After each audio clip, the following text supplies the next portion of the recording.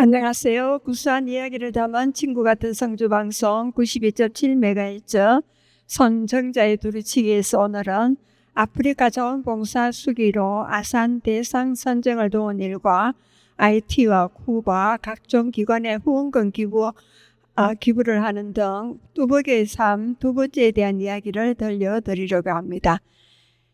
먼저 아프리카 우간다 진자수녀원 자원봉사자 수기로 아산 대상 선정된 것을 도운 이야기를 먼저 하겠습니다. 2014년 8월 15일 은경축을 만든 여 베네딕타 수녀는 잔치를 크게 해야 한다는 공동체 수녀들의 말에 나는 조용한 것을 좋아한다며 극구 사양하고 수녀들과 진료소 직원 몇 명과 미사를 드리고 함께 식사하는 것으로 지나갔습니다. 수녀님은 잔치를 하면 동네 모든 사람들과 아는 지인들, 거래처 관계자, 환자 등 1000명이 넘는 사람들에게 식사를 제공해야 하기 때문에 그 돈을 가난한 주변 사람들과 환자, 학생들에게 베풀기 위해 사용한 것 같았습니다.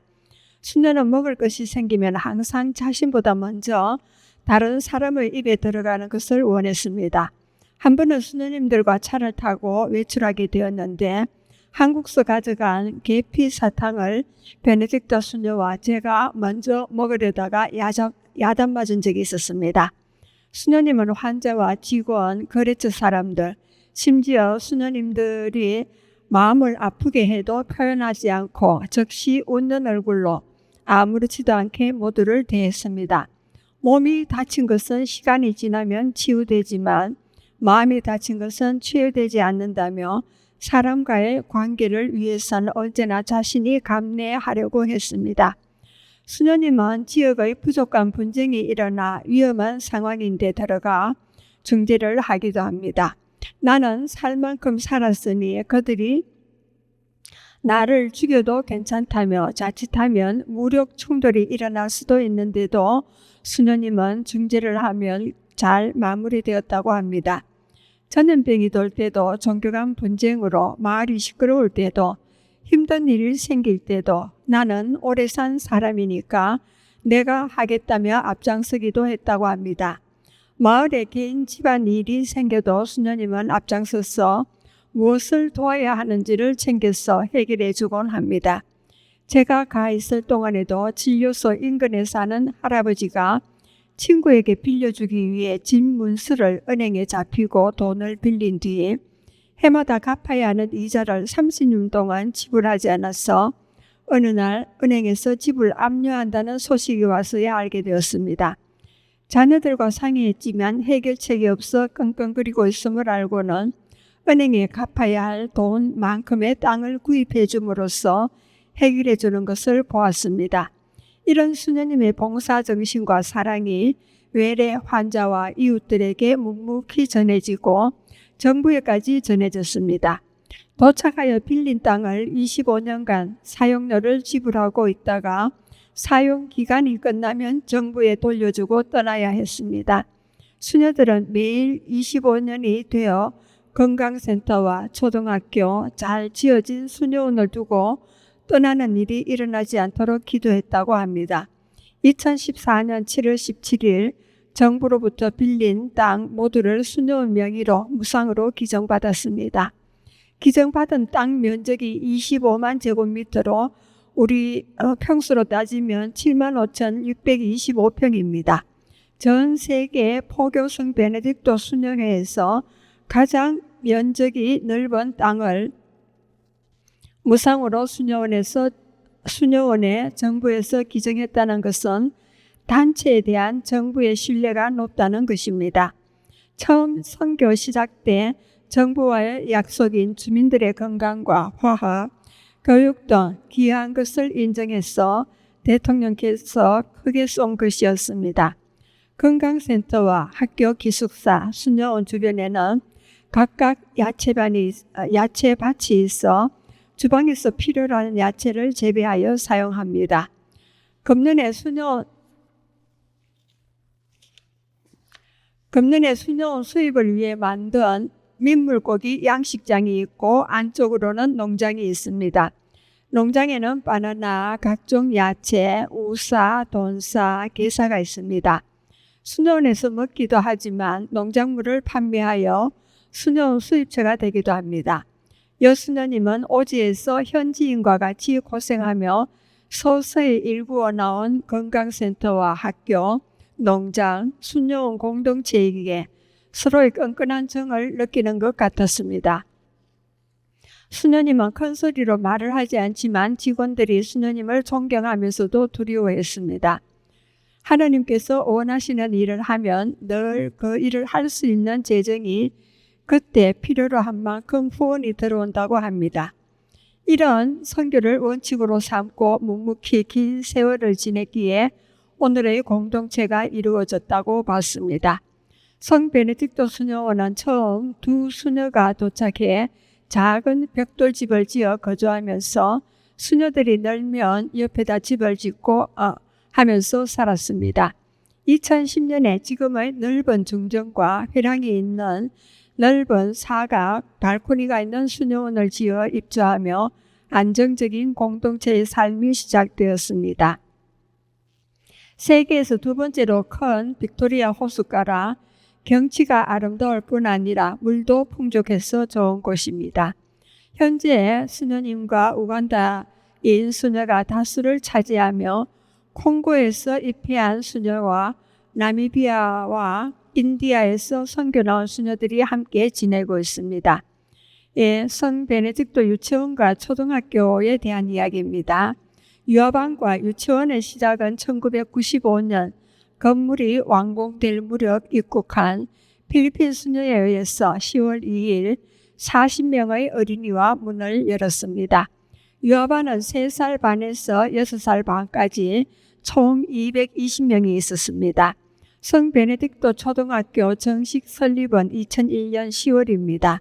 학교 모토는 기도하라 그리고 평화를 위해 일하라입니다. 종교를 바탕으로 세워진 학교인 만큼 모토도 평화를 위해 일하는 일꾼을 양성한다는 것입니다. 1대 교장은 필리핀 수녀였으며 2대 우간다 출신 주댓 풀로 수녀가 2005년부터 현재까지 교장으로 있습니다. 학생들은 인근 마을과 수도 캄팔라와 교회에서 옵니다. 2018년 재학생 등록 상황은 1학년 7살부터 7학년 13살까지 총 531명입니다. 그리고 전교사와 보조교사가 28명, 사무직원과 경비원, 운전기사 등 총 43명이고 그중 수녀 5명도 근무하고 있었습니다. 우간다는 3기로 되어 있습니다. 1학기는 1월부터 3월까지, 2학기는 5월부터 7월까지, 3학기는 9월부터 11월까지이고 1년 3번 등록금을 냅니다. 그리고 방학은 4월, 8월, 12월 3개월입니다. 그리고 기숙사생은 남학생이 116명이고 여학생은 100명으로 총 216명이 있었습니다. 한국 서울 베네딕토 수녀회 소속 수녀님이 원장으로 있으면서 언인들로부터 받은 돈으로 장학금도 주고 귀국해서도 많은 지원을 해주면서 여학생 기숙사를 지어주어 기숙사 이름을 이소피아 기숙사로 하여 2014년 7월 11일 축성했습니다. 기숙사에는 100명이 들어갈 수 있는 규모로 2층으로 된 쇠 침대였습니다. 기숙사생들은 볼딩 스튜던트라 하고 등록금이나 기숙사비 교복은 70만 실링, 우리 돈으로 27만 원을 한 학기당 지불합니다. 그리고 학교 버스 이용 통학생은 데이 스튜던트라 합니다. 거리에 따라 조금 차이는 있는데 30만에서 40만 실링, 우리 돈으로 11만 6천 원에서 15만 5천 원을 지불합니다. 개별적으로 통학하는 학생들도 있었습니다. 그리고 7학년 마칠 무렵 국가고시를 쳐서 원하는 고등학교를 입학할 수 있습니다. 우간다에는 중등 과정은 없습니다. 초등학교를 졸업하면 바로 고등학교로 진학하며 전문대와 4년제 대학교가 있습니다. 국가고시 상위 합격자 수가 다른 학교보다 높아 학부모들로부터 선망의 학교로 부상하고 있습니다. 수도 캄팔라에서도 학생 2명이 입학해 다니고 있는데 만족도가 높다고 합니다. 그리고 인도 기업인 자녀도 몇 명 다니고 있었습니다. 국가고시는 2007년부터 2017년까지 1등급과 2등급 합격자가 총 356명이 배출된 지방의 명문 초등학교입니다. 2014년에 갔을 때는 여학생 기숙사를 지어 축복한다기에 참석해 보니 2층으로 된 쇠 침대는 준비되어 있는데 매트리스가 없었습니다. 아프리카에 봉사를 간다니까 동생과 몇 아는 지인들이 얼마씩을 주어 달러를 바꾸어 가져간 돈의 반인 1,000불을 교장 수녀에게 매트러스 구입비로 기부했습니다. 수도 캄팔라 친구 도매상으로 가서 질이 좋은 매트리스 50장을 구매해 사용토록 해주었습니다. 일부 학생은 매트리스 사용료를 내고 사용하기도 하고 일부 학생은 집에서 가져다 사용하기도 했습니다. 두 번째 갔을 때는 남학생을 위한 축구공과 여학생을 위한 배구공을 구입해 주었습니다. 그리고 수녀원 약시장에 기부하느라 학교에는 크게 도움을 줄 수가 없었습니다. 나머지 반은 에이즈로 돌아가시고 어머니도 에이즈 환자로 생활 능력이 없어 삼형제가 진료소에서 주말과 방학 동안 아르바이트를 하여 학비를 마련하는 A레벨에 다니는 큰형과 고등학생 2명에게 4학기 등록금을 장학금으로 주었습니다. 2018년 갔을 때 장남은 의과대학에서 공부하고 있었고 둘째는 전문대학을 졸업하고 베네딕토 진료소에 취직해 있었습니다.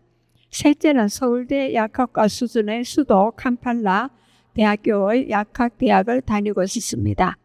제가 다시 방문을 왔다니까 서로 연락해서 만나러 와 인도인이 경영하는 식당에 데리고 가서 근사한 맛있는 생선고기를 사 먹였습니다.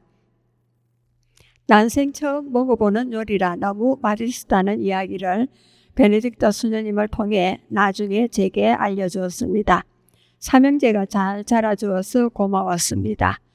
그리고 수녀원 내 농장에 관한 이야기입니다. 농장에는 사탕수수, 일명 수가케인이 있습니다.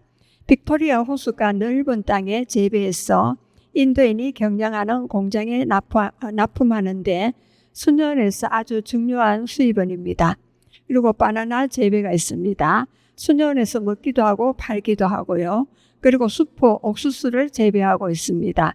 아프리카에서 옥수수를 주식으로 먹기 때문에 식량 정대를 위해 우리나라의 김순권 박사가 미국에 있는 아들 찰리 김의 경제적 지원으로 개발한 옥수수입니다. 그 외에도 여러 가지 야채를 재배하여 수녀원에서 먹기도 하고 팔아서 수녀원 재정에 보태고 있습니다. 농장에는 기계를 사용하지 않고 인근 주민들을 일꾼으로 채용해 그들의 생계를 돕고 있었습니다. 그리고 곡류 재배들입니다. 우리나라에서 재배하는 콩 종류가 모두 있었지만 그 지역에서만 키우는 콩 종류도 있었습니다. 수녀원에서 먹기도 하지만 팔기도 합니다.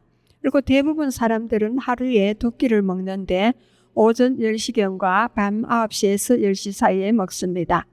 내륙 지방이라 멸치나 생선이 귀하지만 다행히 빅토리아 호수가 가까이 있어 가끔은 생선을 먹기도 합니다.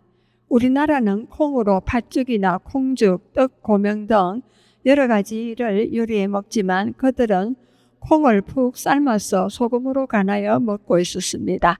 그리고 축사입니다.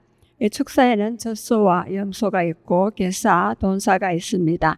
그리고 각종 야채를 재배하여 팔기도 수년에서 먹으며 자급자족하고 후배 양성 등으로 들어가는 경비를 조달하고 있습니다. 그리고 2018년에 갔을 때는 수녀원 입구 쪽 벼농사 짓던 곳에 물고기 양식장을 만들었습니다. 큰 고기와 치어들이 함께 있어 분리하여 키우기 위한 양식장을 따로 만들어야 했습니다. 먼저 만든 양식장을 포크레인으로 작업하여 바닥이 고르지 않아 치어들이 그 사이로 들어가 자라지 못하기 때문이었습니다. 양식장에 500만 실링을 기부하여 새로 만드는 양식장은 전문 기술자 3명을 불러서 일일이 삽으로 땅을 파는 작업을 일주일에 걸쳐서 제가 있을 동안 작업을 마무리했습니다. 2016년 4월에는 제19회 KBS 해외 동포상 추천을 받는다는 기사가 신문에 났었습니다.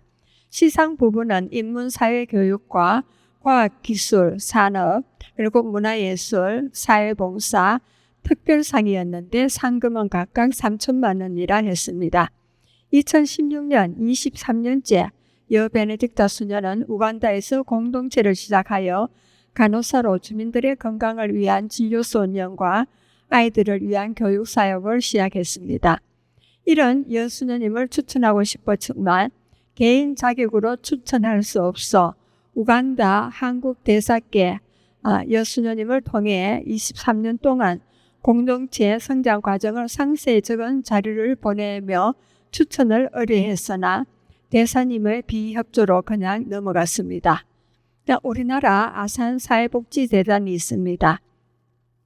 정주영 회장님이 설립한 재단으로 아산은 정주영 회장님의 호가 됩니다. 우리 사회의 가장 어려운 이웃을 돕는다는 평소 소망을 실현하기 위해 1977년 7월 1일 설립한 공익재단입니다. 자신이 소유한 현대건설 주식의 절반인 당시 시가 500억 원을 출연해 세운 재단입니다. 해마다 대상자를 찾아 시상하는데 시상 부분은 대상인 아산상을 개인과 단체 중 선정하여 상금이 3억 원 지불되고 의료봉사상은 또 개인과 단체에 주어지면서 상금은 1억 원입니다. 그리고 사회봉사상도 개인과 단체에 1억 원이 주어지고 복지 실천상은 3사람에게 각각 1,000만 원씩이 지급됩니다. 그리고 사회봉사상도 3명인데 각각 3천만 원이 지급되고요. 효행과 가족상도 3명에게 각각 3천만 원이 지불됩니다. 그리고 특별상은 한 사람에게 1억 원이 지불됩니다. 그래서 총 13명에게 8억 7천만 원이 상금으로 주어진다고 합니다. 후보자를 찾기 위해 해마다 담당자들이 1월부터 자료를 찾는다고 합니다. 2018년 5월 30일부터 7월 12일까지 44일 동안 여 베네딕타 분원장 수녀의 우간다 선교 25주년을 축하하기 위해 그리고 돕기 위해서 2차 방문한 후에 아프리카 우간다 봉사를 다녀와서라는 제목으로 2회에 걸쳐 상주신문과 고향 경남 합천신문에 기사를 실었습니다. 지금도 아프리카 우간다 진자 수녀원을 치면 상주신문사와 합천신문에 실었던 원고 2회분과 봉사활동 사진이 올라와 있습니다.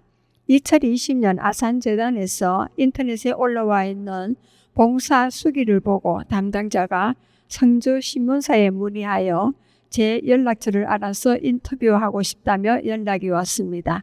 성주읍 찻집에서 담당자 3분과 3시간 반에 걸친 인터뷰를 하게 되었습니다. 여 베네딕타 분원장 수녀는 1967년 고등학교를 졸업하고 그해 3월 수녀원에 입회하여 수련 중 필리핀에서 간호 공부를 하고 귀국해서 수련받고 수녀가 된 분입니다. 종신서원 전에 사회 경험을 하고 싶다며 3년 동안 수녀원에서 나와 소록도에서 나환우를 돌보며 봉사했습니다. 그리고 로마 총원에 재입하여 서원하고 수녀들의 건강을 돌보는 양호실에 근무하던 중 1993년 파견되어 2024년까지 현재 31년 동안 봉사하고 있습니다. 우간다의 열악한 환경에서 묵묵히 봉사활동하고 있는 것을 제가 보고 듣고 느낀 것을 솔직히 이야기해 주었습니다. 2차례 다녀와서 기부금을 전해준 지인들에게 상황을 알려주기 위해 적어놓은 자료도 모두 참고하라며 건넸고요. 우간다에 봉사활동 다녀간 개인과 파견되었던 수녀님들에 대해서도 알려주었습니다. 그리고 집에 참외 4개가 있어서 가져갔는데 마침 3분이 와서 하나씩 주었더니 잘 봐달라는 뜻으로 주는 접대는 받지 않겠다며 거절했습니다. 그러나 인터뷰하면서 먹으려고 가져온 것이라 했더니 받더군요. 인터뷰하느라 바빠서 참외 먹을 시간이 없어 가다가 먹겠다며 가져갔습니다. 저와 인터뷰에서 여수녀님은 사회봉사상 후보에 올라 있어 만약 선정된다면 상금이 1억 원이 주어진 것이라고 했습니다. 그날 나라에서 주는 해외 동포상은 상금이 3천만 원이었습니다. 생각지도 않았는데 아산재단에서 1억의 상금을 받을 수 있다니 수녀님이 하는 일에서 더 큰 상금이 필요했구나라는 생각을 했습니다. 1월부터 10월까지 극비리의 선정자의 활동을 알아보고 심사한 후 최종 결정이 난다고 했습니다. 2020년 제32회 아산상 시상자가 10월 28일 발표가 났다며 연락이 왔습니다. 여 베네딕타 수녀가 대상인 아산상을 받는데 상금이 3억이라 했습니다. 시상식은 11월 25일 오전 11시에 서울 송파구 아산사회복지재단 아산홀에서 열린다고 했습니다. 상 받는 사람이 13명이라 코로나로 모임 인원이 제한되어 선정자 1인당 가족 1명만 참석할 수 있게 되어 있다고 했습니다. 시상자 여 베네딕타 수녀는 우간다에 있어 코로나로 출입국 통제로 입국하지 못하고 대신 베네딕타 수녀가 입회했던 대구 수녀원 원장이 대신 상을 받고 가족으로는 남동생이 참석을 했습니다. 숨은 일꾼을 찾을 수 있도록 봉사 수기를 써서 알리고 적극적으로 협조해 준 저는 초청 명단에 들지 못해 아쉬웠습니다. 그리고 성주의 성산여시 문중에 여 베네딕타 수녀의 수상 소식을 알렸더니 가문의 영광이라며 크게 기뻐했습니다. 시상식 후 문중 이름으로 성주신문에 베네딕타 수녀의 진료소 외래 환자와 함께한 사진과 기쁜 소식을 지면으로 알렸습니다. 저는 여 베네딕타 수녀의 친구로 우간다에 초빙을 받아 2014년 55일간 그리고 2018년 44일간 총 99일을 다녀왔습니다. 여 베네딕타 수녀가 저를 초빙한 의도는 한국인으로 혼자 오랫동안 지내며 외롭기도 하고 무엇이든 믿고 맡길 사람이 필요해서였습니다. 제가 그곳에 가 살면서 계속 머물 수 있는지를 판단해 머물 것을 원해서였습니다. 그러나 제 나이도 있고 건강이 그렇게 좋지 않아 그들에게 짐이 되지 않으려고 돌아왔습니다. 우간다 수녀에 들어오는 지원자는 많은데 집이 부족하다는 말을 듣고 모아온 2천만 원을 2017년 기부하고도 모자랄 것 같아 가톨릭 신문사에 2018년 선교 25주년을 기해 기사가 들어가서 여수녀님의 활동을 취재하여 기사화하여 후원금을 도우려고 했습니다. 그러나 여수녀님의 사정으로 한국에 휴가를 나와 신문사 기자는 가지 못하고 대구 수녀원에서 인터뷰를 했습니다. 제가 다녀오며 보고 느낀 것과 활동 사진을 찍어와 신문사에 자료를 보내 기사를 실어 후원금이 대구 수녀원 계좌로 들어가 우간다로 보내기도 했습니다. 그런데 생각지도 않았는데 아산재단에서 제가 우간다 다녀온 수기를 신문에 기고한 것과 인터뷰를 통한 상세한 내용과 자료, 사진을 제공했는데 결과는 대상인 아산상에 선정되어 상금 3억을 받게 되어 제가 걱정했던 모든 문제가 해결되었습니다. 도움이 절실한 열악한 지역에서 활동하는 수녀에게 거액을 받을 수 있도록 노력한 결과가 좋게 되어 보람을 느꼈습니다.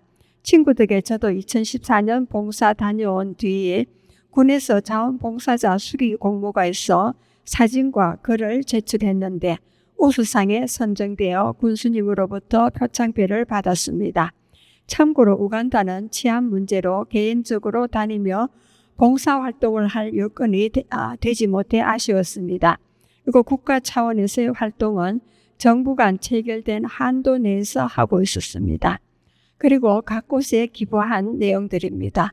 우간다 위쪽에 케냐 수도 나이로비에도 베네딕토 수녀회가 있습니다. 우간다 수녀들의 수련 등 교육을 그곳에서 받고 오기 때문에 왕래가 잦았습니다. 그곳에는 서울 베네딕토 소속 후배 수녀가 파견 가서 20년 넘게 수녀원 살림을 맡고 있었습니다. 인편으로 소식을 전하긴 했지만 도와야 한다는 생각은 하지 않고 있었습니다. 한국에 나와서 서울 수녀원에 친구 수녀님을 만나기 위해 갔는데 케냐에 파견된 후배 수녀가 한국에 휴가 와 있다며 만나게 되었습니다. 언니, 우간다만 돕지 말고 나도 좀 도와줘요 라고 부탁했습니다. 입출금 통장에 200만 원 있는 것이 생각나서 즉시 기부하겠다고 말한 뒤 송금해 주게 됐습니다. 다시 케냐로 가서는 언니 한 달에 한 번 무료 급식을 하는데 오는 사람이 2,000명이라 100불 들어간다며 매월 후원금 10,000원씩 보내줄 후원자 50명만 모집해달라며 메일이 왔습니다. 가톨릭 신문이나 TV, 각종 매스컴을 통해 해외 후원자 모집 광고가 넘쳐나는데 회원 모집은 힘들 것 같다며 대신 개인으로 한번 보낼 테니 마지막 떠나기 전 대접하고 들어오라고 해서 송금해 주기도 했습니다. 그렇게 몇 차례 그곳에 보낸 후원금이 400만 원이 되었습니다. 사실 후배 수녀님도 23년을 봉사하며 몸이 좋지 않아 서울 원장님과 상의하여 다음 해인 2023년에 영구 귀국하기로 되어 있었습니다. 차라리 후원금보다 수녀님이 1년 더 머물고 있으면 내가 아산재단에 수녀님을 추천하여 사회봉사상 후보에 올려 선정이 되면 보다 많은 상금을 받게 되니 도움이 되지 않겠느냐며 권했지만 도저히 더 머물 수 없다며 2023년 6월 귀국하게 되었습니다. 여러분은 지금 성주 FM 92.7MHz에서 선정자의 두루치기를 듣고 계십니다. 잠시 쉬었다 가겠습니다. 아프리카 UP가 되겠습니다.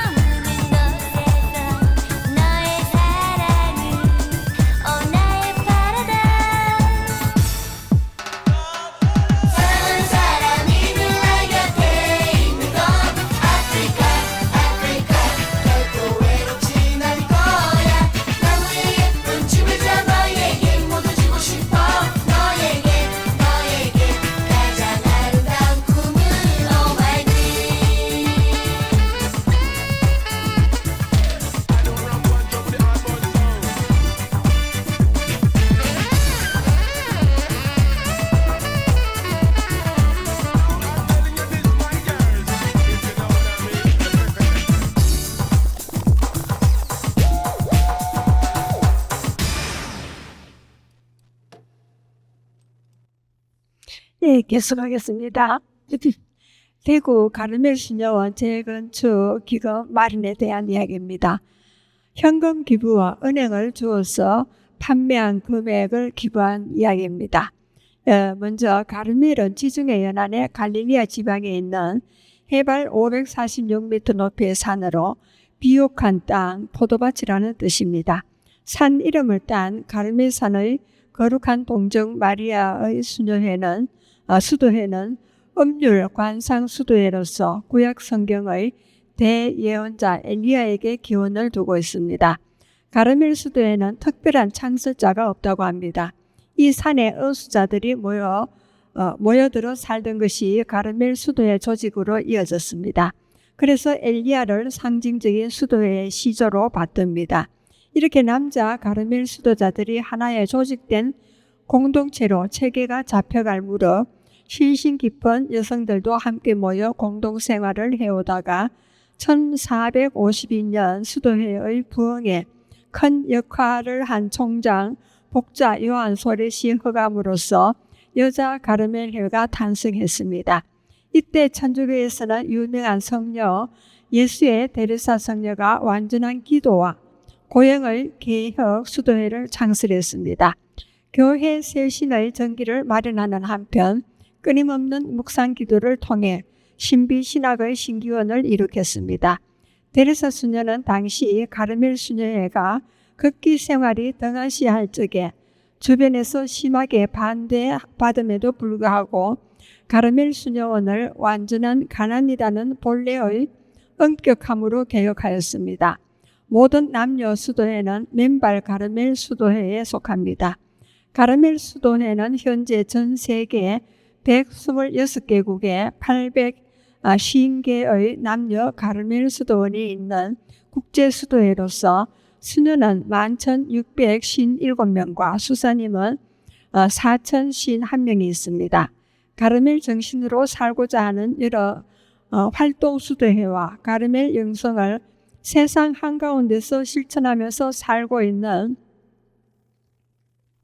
많은 사매원들이 가르멜 영적 가족으로 유대를 이루고 있습니다. 우리나라는 가르멜의 관상과 침묵, 기도의 전통은 1939년 프랑스에서 온 가르멜 수녀 3명이 서울 해화동에서 생활을 시작하면서 한국으로 전해진 것이 시원으로 알려져 있습니다. 일제강점기와 6.25 전쟁을 거치면서 기도와 출판 활동을 하면서 성장했고 미사에 쓰이는 제병도 가르멜 수녀들이 만들고 있습니다. 현재 한국에는 서울 가르멜 수녀원을 시작으로 고성과 대구, 대전, 밀양, 상주, 성주, 청주, 상주, 서울, 청주, 천지남 등 전국의 8개의 가르멜 여자 수도원에서 약 120명의 수녀들이 봉헌의 삶을 살고 있습니다. 서울 가르멜 수녀원은 1955년 부산 가르멜 수녀원을 1975년에는 대전 가르멜 수녀원을 분가시켰고 1980년에는 경기도 광주시 퇴촌면 천진암 가르멜 수녀원을 창리 분가시켰습니다. 그리고 대구 가르멜 수녀원은 티 없이 깨끗하신 성모 섬심의 맨발 가르멜 여자 수도원이 대구 교구의 영적 성장과 사제 성화를 위해 관상 수도의 필요성을 절감한 대구 대교구 제7대 교구장인 서정길 요한 대주교님의 초청으로 오스트리아 그라츠 세카우 교구의 마리아 젤 여자 가르멜 수녀원에서 엘리야 데레사 수녀를 파견하면서 시작되었습니다. 1962년 9월 14일 엘리야 데레사 수녀를 비롯한 6명의 수녀가 함께 생활을 시작한 봉세 수도원입니다. 수녀원은 저와도 밀접한 관계가 있습니다. 제가 가톨릭에서 운영하는 중역교를 다닐 때 프랑스인 수녀원 차 신부님이 수녀원을 짓기 위해 넓은 땅을 매입했는데 자갈밭이었습니다. 건물을 짓기 전에 전교생을 불러 돌을 줍게 했습니다. 마지막에는 돌 하나씩을 가져오라 해서 가져가니까 돌탑을 쌓고 마지막에는 긴 돌에다가 천돌탑이란 글을 써서 세워주었습니다. 1000명의 여학생들이 가서 돌을 주었기 때문입니다. 1962년 지어진 수녀원이 빗물이 새고 난방이 되지 않아 추위에 떨며 지내다가 2018년 5월 19일 56년 만에 총 면적 3126.35 제곱미터의 정방형 네모난 구조의 지하 1층과 지상 2층 적벽돌 콘크리트 건물로 수녀님들 방 22개와 내외부 성당, 손님방, 그리고 수련실, 도서실, 병실, 식당 등을 갖춘 새 집을 마련하게 되었습니다. 성모 성심의 마리아 수산나 원장 수녀는 제가 대구 시내 본당에 근무할 때 초등학교 2학년으로 천년승제 교리를 배운 수녀입니다. 여고 동기 동창생이 가르멜 수녀원에 입회해서 면회 갔을 때 선생 수녀로 있었습니다. 수산나 수녀가 아마 제 이야기를 평소에 했는지 면회 때 수산나 수녀와의 만남을 주선해 주었습니다. 성장하여 원장으로 있으면서 수녀원을 짓는다며 도움을 신문에 호소하기에 목돈을 기부했습니다. 그러고도 해수사로 근무하는 곳에 은행나무가 있어 가을에 은행을 주어 냇가에서 깨끗이 씻어 크기를 성별하여 한 대씩 담아 방문자들에게 후원금 모금을 위해 판매한다며 판매한 돈 15만 원도 기부했습니다. 대구 가르멜 수녀원이 1996년 안동교구인 상주시 가르멜 수녀원을 창립 분가시키는 등 꾸준한 성장을 거듭하여 현재 17명의 수녀님들이 공동체 생활을 하고 있습니다. 그리고 부산 가르멜 수녀원은 1984년 경상남도 고성군 가르멜 수녀원을, 대전 가르멜 수녀원을, 그리고 1987년 충청북도 충주시 가르멜 수녀원을 각각 창립 분가시키기도 했습니다. 수사님들의 한국 진출은 1974년 프랑스 아비뇽 아키텐 광구에서 교육받은 한국인 가르멜 회원 3명과 이탈리아 베네치아 광구 요아킴 귀조 신부가 입국하면서 시작되었습니다. 가르멜 수녀회는 같은 해 9월 8일 창립 미사를 거행하고 현재 서울을 비롯해서 마산과 광주, 인천 등지에서 47명의 회원들이 수도 생활을 하고 있습니다. 그리고 한국 제소 가르멜회가 있습니다. 1948년 프랑스인 앙투안 공베르 신부에 의해 한국 가르멜 수도회가 몇몇 신자들에 의해 발족되었으나 6.25 전쟁으로 잠시 중단되었더랬습니다. 1968년 로마 총본부 가르멜회 총장으로부터 인준을 받고 1970년 10월 26일 바오르 6세 교황으로부터 생활규칙서를 인가받아 정식 가르멜 사매를 발족했습니다. 세상 안에서 가르멜회의 영적 이상을 목표로 복음적 완덕을 추구하는 3,630명의 제속 회원들이 자신들의 사도직을 살아가고 있습니다. 이후에는 전국 곳곳에서 가르멜 제속회가 창립됐고 1991년에는 한국 가르멜 제속연합회가 창립됩니다. 현재 한국에는 3,000여 명 이상의 제속 회원들이 있고 미국 LA와 뉴욕, 워싱턴 DC에도 제속회 모임이 이루어지고 있습니다. 2021년 8월 가르멜회의 정순택 베드로 주교님이 대주교로 성품과 동시에 천주교 서울 대교구장으로 임명되어 같은 해 12월 8일 주교자에 작자하였습니다. 한국 가르멜회 수도자로서는 최초의 주교님이자 천주교 서울 대교구로서는 최초의 수도의 출신 교구장이 됩니다. 그리고 말레이시아 후원한 이야기입니다. 후원금 모금을 위해서 고국에 휴가 나온 수도의 신부님이 그냥 말하기에는 미안하다며 하모니카를 연주하고는 현재 자신이 선교 나가 있는 지역의 상황을 이야기해 주었습니다. 신부님에게도 목돈을 기부하고 또 필요한 것이 없는지 물었을 때 옷과 신발 그 외에 주방 도구가 필요하다고 했습니다.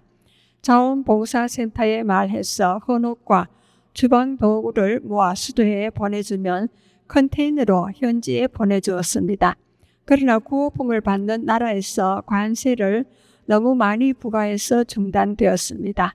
그리고 성폭력과 여성 약자 돕는 기관에 가끔 후원하기도 했고요. 그리고 명동 무료 급식소에도 보내주고 있습니다. 그리고 베트남 까마오성 섬에 집 지어주기가 있습니다. 120만 원이면 한 가족이 편안한 삶을 살 수 있는 집을 가질 수 있다기에 집 한 채 지을 경비를 보내주기도 했습니다. 그리고 성주군 장학재단에 2차례 장학금을 기부했고 또 고향 합천군의 지역사랑 기부에도 동참을 했습니다. 제가 기부금을 아낌없이 하니까 가진 돈이 많아 보이죠. 그러나 저는 노령연금과 재활용 분리수거하면서 받은 돈으로 생활하고 있답니다. 옷은 주변 사람들이 옷 정리하면서 주는 옷을 입고 있으며 식비는 저렴한 부식품을 사다 먹고 노인회관에 같이 다니는 분들과 무료 급식소에서 주 2회 점심을 먹습니다. 아껴야 돈이 모이지요. 아낀 돈 아깝게 여기지 않고 더 어려운 삶을 살아가는 분들과 나누며 사는 삶에 참 마음이 편합니다. 어차피 죽으면 모아놓은 돈 싸고 들고 가는 것이 아니잖아요. 7월 11일에는 외관 수도원 미사에 갔는데 마침 수사님 한 분이 50년이 되는 검경축이 있는 날이었습니다. 검경축을 맞으면 짚고 다니라면 지팡이를 줍니다. 그날 미사 시작 때 검경축 미사 때 받은 그 지팡이를 받은 수사님과 신부님들이 지팡이를 모두 들고 입장하는데 10명 정도 되더라고요. 검경축을 지내면 나이가 모두 80이 넘죠. 그 연세에는 외부 활동을 하지 않고 신자들과의 만남의 기회도 거의 없게 됩니다. 그래서 수도원 원장 신부님께 연세가 70 이상인 수사님들께 비타민을 좀 사드리고 싶다며 금지팡이 부대를 포함한 인원을 알려달라고 했더니 금지팡이 부대라는 처음 듣는 말이라며 웃으시더군요.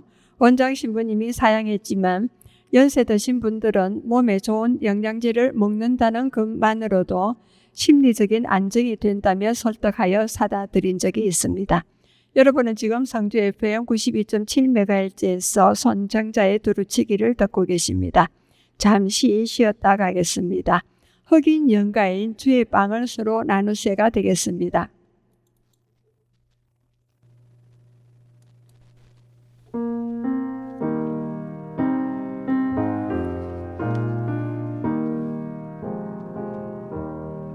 주의 빵을 서로 나누세 주의 빵을 서로 나누세 주님의 계명을 지키려 하는 자여 주의 빵을 나누세 주의 기쁨 서로 나누세 주의 기쁨 서로 나누세 주님의 나라가 우리 안에 있으니 서로 기쁨 나누세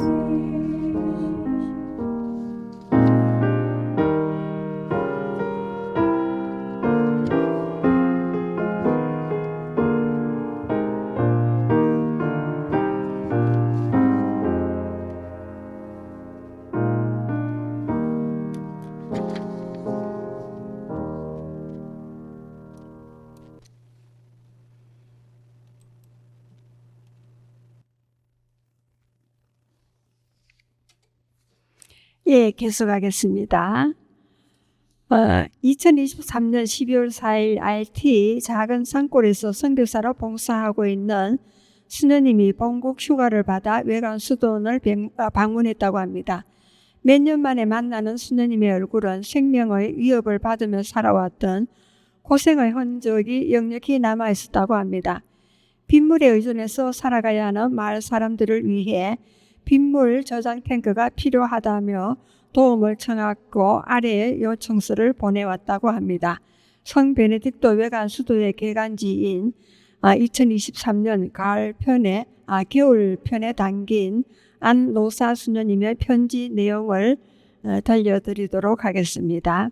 IT 오리아니 마을 성당 빗물 저장 탱크 설치 지원 요청서입니다. 존경할 선교 담당 총무 신부님, 가난한 이들을 기억해 주시는 후원자님들께 인사드립니다. 저는 샬트르 성바오로 수녀회 대구 광구 안옥화 로사리아 수녀입니다. 2014년부터 9년간 IT의 깊은 산골 마을에서 무료 진료소를 운영하고 있답니다. 작은 수녀원에서 한국인 수녀 2명과 IT 수녀 1명, 모두 3명이 기도하고 봉사하며 살고 있습니다. IT는 2년 전 대통령이 암살당한 후 무정부 상태이고 많은 깽단이 나라를 혼란에 빠뜨리고 있습니다. 죄 없는 가난한 사람들은 깽단에게 집과 땅을 빼앗기고 크나큰 아픔으로 방황하고 있답니다. 저도 생명의 위협 때문에 도시에는 내려가지 못하고 있습니다. 제가 사는 곳은 IT 수도에서 동남쪽 산악지대 1600m 정상에 있는 오리안이라는 작은 산골 마을입니다. 오리안이 샘플 진료소에서 모두 7명이 가난한 이들에게 봉사하고 있습니다. 진료소를 찾는 환자들은 한 달에 500명 정도가 됩니다. 마을 주민들은 깊고 높은 산을 따라 옹기종기에 골짜기마다 흩어져 살고 있는데 전기도 물도 없는 오지에서 살아가는 이들에게 빗물이 생명수입니다. 빗물 저장 탱크 하나 있는 것이 모든 이들의 희망입니다. 제가 있는 이곳 성 안나와 요아킴 본당에는 본당 구내에 빗물 저장 탱크 하나 만들려고 3년 전부터 교우들이 땅을 파고 있지만 가난한 교우들은 치솟는 시멘트와 철근값 등 공사 자재비를 감당할 능력이 되지 않아 땅만 파놓고 중단된 상태입니다. 지금은 계속된 태풍과 심한 호우로 파두었던 땅마저 덮어져 버린 상황입니다. 현재 저장 탱크를 설치할 비용으로 500만 원이 필요합니다. 이런 어려운 문제를 해결하기 위해 여러분들이 도와주신다면 우리 본당 솔로몬 신부님과 교우 일동에게는 참으로 큰 기쁨이 될 것임을 확신합니다. 여러분의 도움에 큰 감사를 드리며 이곳 본당 교우들과 함께 저의 작은 기도 속에서 기억하겠습니다. 끝으로 작은 희망이지만 매년 물탱크 하나씩 마을 주민들에게 지어줄 수 있다면 정말 좋겠습니다. 2023년 12월 6일 IT 선교사 안노사 수녀 올림. IT는 서인도 제도에 있는 섬나라로 아메리카 대륙에서 유일한 프랑스어권 독립공화국입니다. 코나이브만을 사이에 둔 2개의 반도로 이루어져 있고요. 아메리카 대륙에서 가장 빈곤한 나라로 대부분 농업과 경공업에 바탕을 둔 개발도상의 시장 경제로 1인당 GNP는 세계에서 제일 낮은 편입니다. 보건 환경은 극도로 열악하며 13세까지의 의무 교육을 실시하고 있지만 교육기관의 부족으로 교육의 보급률이 낮습니다. 그리고 국민들은 대부분 1804년 IT의 독립과 함께 해방된 48만 명의 아프리카 노예 후손들이라고 합니다. 경제는 아메리카 대륙에서 빈곤한 나라로 쌀, 옥수수, 고구마 등 주요 곡물을 이모작으로 생산하는 농업이 GNP의 3분의 1을 차지하고 노동 인구의 5분의 3이 종사를 하고 있습니다. 식량은 국내 수요를 충당하지 못하고 국내 식량의 5분의 4를 수입하고 있다고 합니다. 그리고 IT는 프랑스 해적들은 섬의 서쪽 끝 부분을 장악해서 재배 농장을 세우기 시작했습니다. 1644년 북서쪽에 아프리카, 프랑스, 서인도 회사가 나서서 포르투페이의 소유권을 주장했습니다. 그러나 해방 노예들이 프랑스의 통치에 반대하는 반란을 일으켜 1804년 원래 아라와크어인 아이티라는 국호 아래 독립을 선언했습니다. 1990년 12월 대통령 선거에서 가톨릭 신부인 장 베르트랑 아리스티드가 민간 정부를 출범시켰습니다. 그리고 아이티와 우리 한국과의 관계는 1949년 9월 한국을 승인하고 1962년 9월 수교를 맺었습니다. 아이티는 한국 전쟁 당시에 많은 자금을 한국에 지원했던 국제사회에서 한국의 우호적인 국가입니다. 한국은 1985년 11월 주 IT 대한민국 대사관을 개설했고요. 1998년 11월부터 주 도미니카 공화국 대사관이 담당하고 있습니다.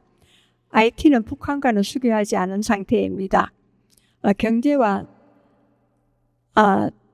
통상 주요 협정은 한국은 IT의 경제 개발을 협력하기 위해서 1987년부터 2015년까지 1942만 달러를 지원했습니다. 그리고 IT의 기술 연수생을 방한 초청하고 무상 원조를 통해 협력 관계를 강화해 왔습니다. 2007년에는 식수 환경 개선 사업으로 100만 달러를, 2008년에는 허리케인 피해 복구 비용으로 10만 달러를, 2010년에는 지진 발생으로 인한 피해 복구를 돕기 위해 1,000만 달러를 지원하기도 했습니다.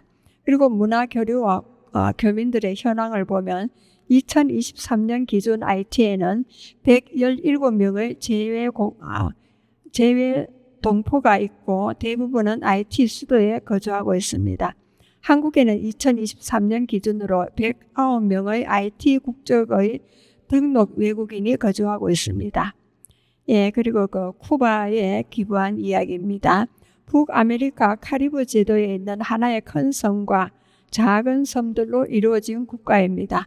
수도는 아바나이고 면적은 11만 제곱킬로미터로 세계 106위에 속합니다. 한반도의 약 0.5배고 인구는 약 1,119만 명이 살고 있습니다. 그리고 1인당 국민소득은 약 1만 달러 내외이고 세계 60위권에 추정을 하고 있습니다. 한국과 쿠바와의 거리는 13,078km고 시차는 쿠바가 14시간 늦습니다. 그리고 현재 쿠바가 있는 지역은 과거 타이노족의 원주민들이 거주하고 있었는데 콜롬비아가 방문한 후에 19세기까지 식민지가 되었습니다.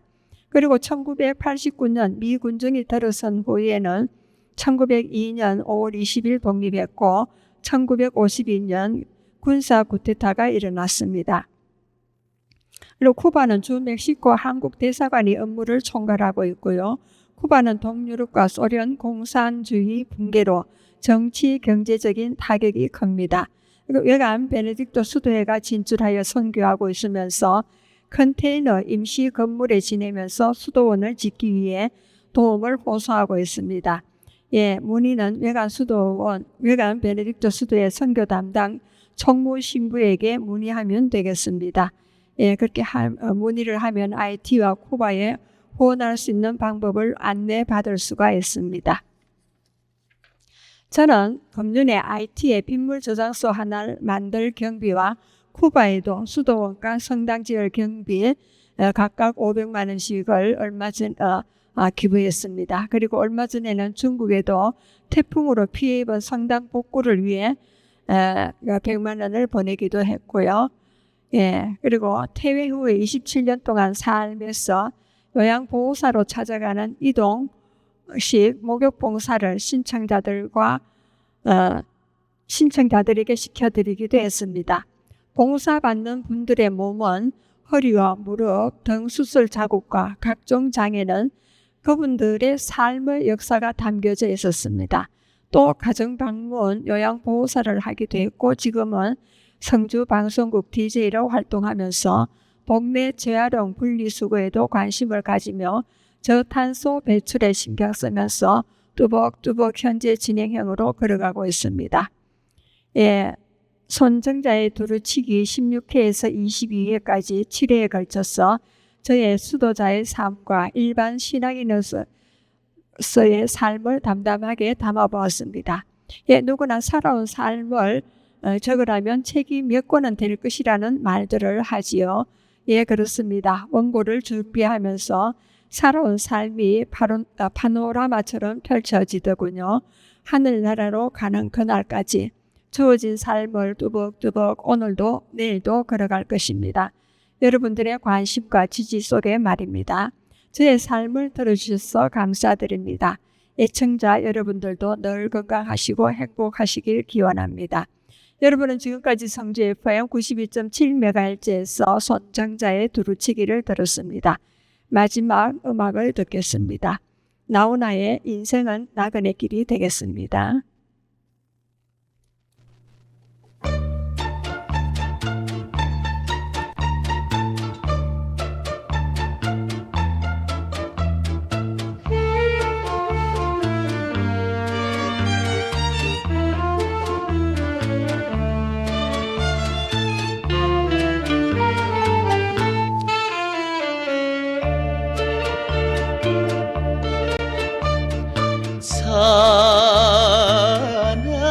사나이 한돈 나서 고향에만 살 수 있나. 젊어서 한때라면 고생을 사자. 부모님 쓰라 떠난 이 못난 자식 눈보라 지는 길이 끝이 없어도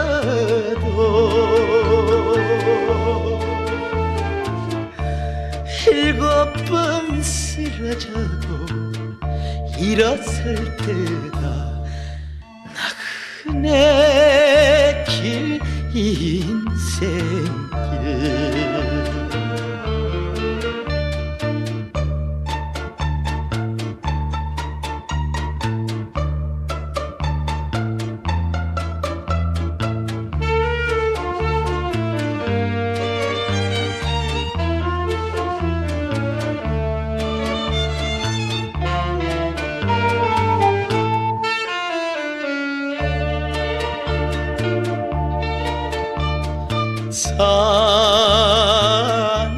사나이 어리석게 속아서만 살 수 있나. 진실한 사랑 앞엔 목숨을 걸자. 불같은 젊은 가슴 피가 뛰는데 무슨 일 못할 소냐. 뭔 일을 서냐.